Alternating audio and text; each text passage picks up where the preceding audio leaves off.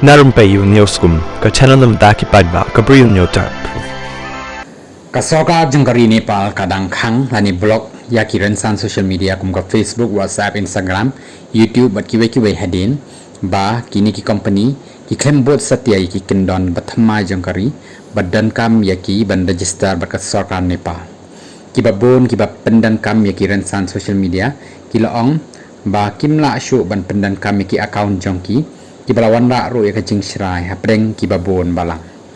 ki kendon ka sarkar kalaong babarok ki social media company ki dan kam ban register pat ka sarkar khnang ban la bat ru ban yatre yakta lani ban le kata ka business hapo kari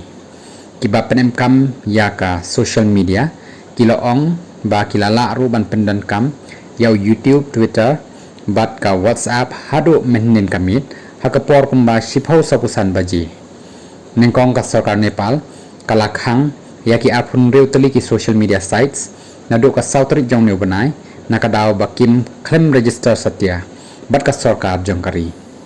ya kani karai la sim nakajingalang bala penya daw Prithvi Subagurung ubalong ro como Minister of Communication and Information Technology nakabadan lang ro ki he ka Nepal Telecommunication Authority bat kiway hakabala rai ru ban khang ya kini ki social media hadin balakot kapor ban nyosni kabalakot hakalai terik jang kamit senya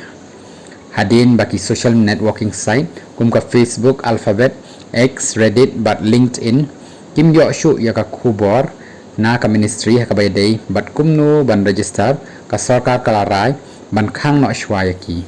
ki platform kum ka Viber, TikTok, WeTalk bat ka Nimbus kidai ki bala register ka Global Diary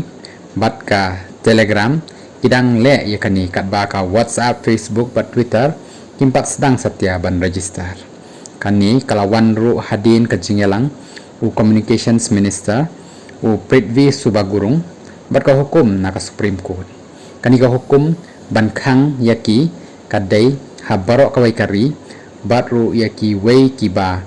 ansasha ban shem ba amdan ban board yakani ka an baron khang no yaki laong ka Ministry of Communications and Information Technology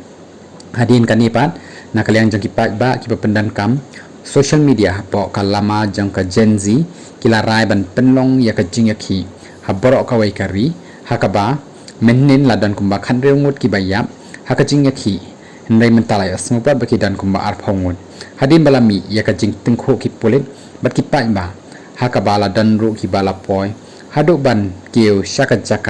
ban rong sya parliament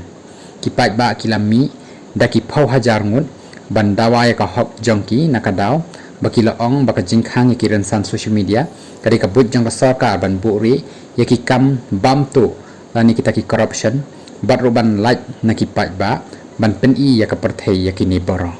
nalor kani la ong ru balale bala pendan kamru ya kiransan social media na kabenta kajingle kajingtre jongki batru kani kalakhang ru ka sarkar bat kalakta ru bha ya kipat ba ban le ya kata kam ka jam jongki